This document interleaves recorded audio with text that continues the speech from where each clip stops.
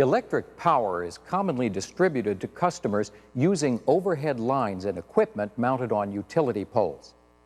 Pole-top equipment used to sectionalize and protect an overhead distribution system is subject to heat, rain, lightning, and mechanical problems which can lead to equipment failure or damage. When problems occur, it is often necessary to replace energized pole-top equipment with a minimum of interruption of service to customers. In order to change out the equipment safely and efficiently, it's necessary to understand the problems that can occur and the precautions that need to be taken to make the equipment safe to work on. In this program, we'll look at some typical problems that can occur in fused cutouts, sectionalizers, and reclosers. Although they are all used to sectionalize and isolate parts of a distribution feeder, each operates differently. For example, a gang-operated switch is usually opened and closed manually. Sectionalizers and fused cutouts open automatically, isolating a part of the system. Once open, they must be closed manually. Reclosers also open automatically. However, after initially opening, a recloser will attempt to close the circuit a predetermined number of times before finally locking out or remaining open. Once locked out, a recloser must be closed manually. In this part of the program, we'll see how some of these switches can be used to provide protection against overcurrents. Overcurrents are typically caused by overloads and faults on a distribution feeder circuit.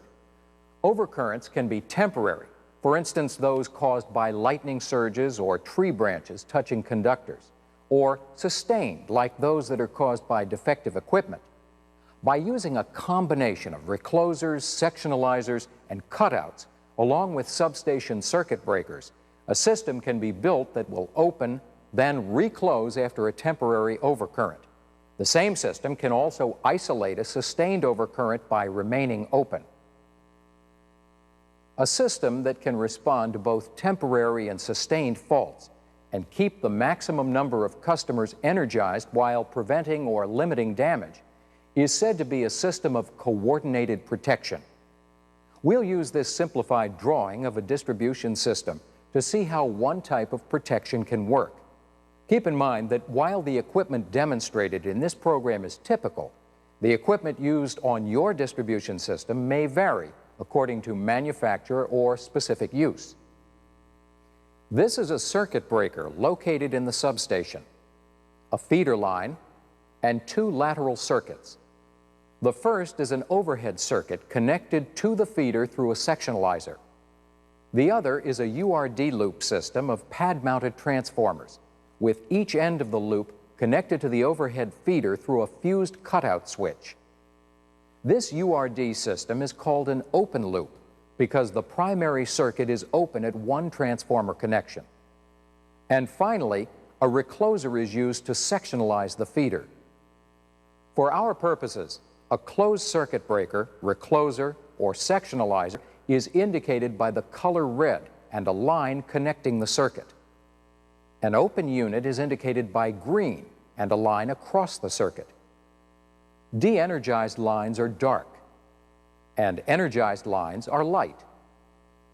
Overcurrents resulting from a fault are indicated by a red X.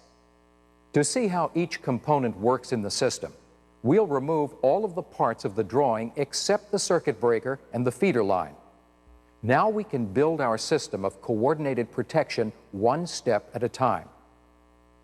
In this simplified system, if the current level rises above the set limits of the circuit breaker, creating an overcurrent, the circuit breaker opens, de-energizing the entire feeder. Once the problem is repaired and the circuit breaker is closed, the feeder is back in service. Some circuit breakers are equipped with relays that can be set to open, delay, and close several times before remaining open or locking out. Now, if a fault occurs, the circuit breaker opens and waits a preset length of time before attempting to close again. If the fault clears, the breaker will close and remain closed. If the fault has not cleared, the breaker will open again and continue to cycle a preset number of times until it eventually locks out, de-energizing the feeder. Now let's add the lateral circuits. If the fault has occurred on one of the lateral circuits, without additional protective devices between the feeder and the lateral circuits, any fault will affect the whole feeder system. Sectionalizers and fused cutouts can be used to section off a part of a circuit so that a fault occurring beyond the device can be isolated, allowing the rest of the circuit to remain energized.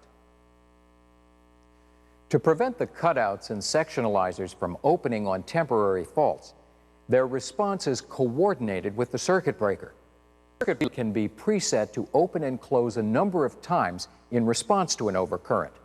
The length of time the breaker remains open and the timing of each closing in the cycle can usually be set according to the demands of the system. Let's see how this can work. The relays of the circuit breaker in our drawing have been set to open and close 3 times before locking out after closing a 4th time. If an overcurrent condition is not present at any point when the breaker is closed, the breaker relays will reset to the beginning of the cycle. When the breaker first detects an overcurrent caused by a fault, it opens before the overcurrent affects the fuses. After waiting a preset length of time, the circuit breaker will close. If the fault hasn't cleared, the breaker opens quickly. The circuit breaker remains open for a longer period of time to allow the fuses in the cutouts to cool. This prevents premature opening of the cutouts. The breaker closes and opens again if the fault is still present. When the circuit breaker closes for the 3rd time, the breaker remains closed for a longer period to allow any affected fused cutouts time to operate. The overcurrent causes the fuse in the cutout protecting part of the URD system to blow. This isolates the section of line containing the fault from the rest of the circuit. The circuit breaker no longer detects an overcurrent and remains closed, resetting to begin the cycle over again when needed. After the fault is isolated, equipment can be switched to re-energize most of the URD loop from its other end. Now let's look at how the system of coordinated protection would work if the fault is on the lateral protected by the sectionalizer. Sectionalizers usually are not designed to open under load. Instead, they count the number of opening and closing cycles of the circuit breaker relays until a preset number of cycles have been counted.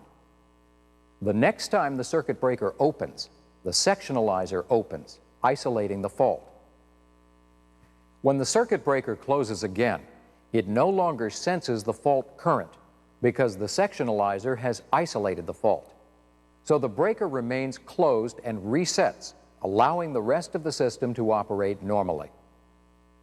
So, circuit breakers, fused cutouts, and sectionalizers can be used so that their responses to overcurrent will differentiate between temporary and sustained fault conditions. However, as a feeder is extended, it becomes more difficult for the circuit breaker in the substation to protect the entire circuit. Faults located some distance from the breaker can resemble heavy load demands and not cause the breaker to open. Reclosers can be used to extend the area of protection on a long feeder. Additionally, reclosers are used to sectionalize the feeder, automatically isolating sustained faults and protecting the rest of the circuit from overloads. To see how a recloser can work, we'll add one to the system drawing. The recloser operates in much the same way as a circuit breaker with relays.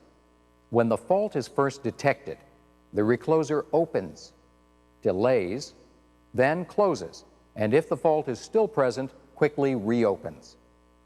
After another preset delay, the recloser again closes, allowing other protective equipment downline time to operate.